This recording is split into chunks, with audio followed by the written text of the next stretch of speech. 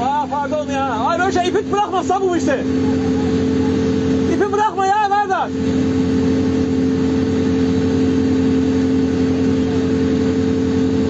Boş bırak da bırak. Ha o yorulu mu Röşen?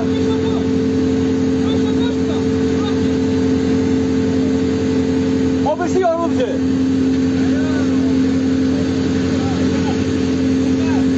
Bağla belli onu.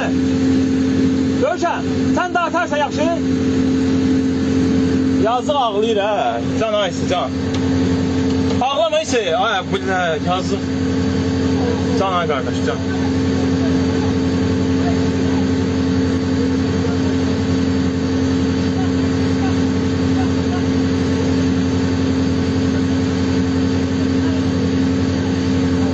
Seyre harbe kardeş gel atam gel.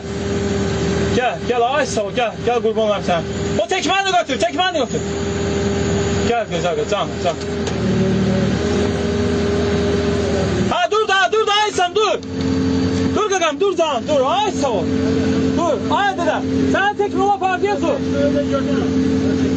Böyle gel tekme onu götür. Gökay ipat ona.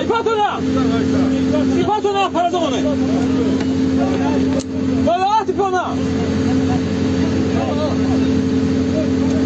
İpten tut onu zaten tamam. Ha.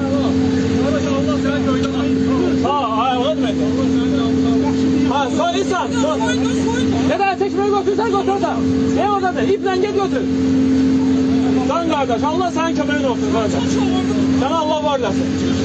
İslam, Röşen, ona sonra şu otsun efendim olur.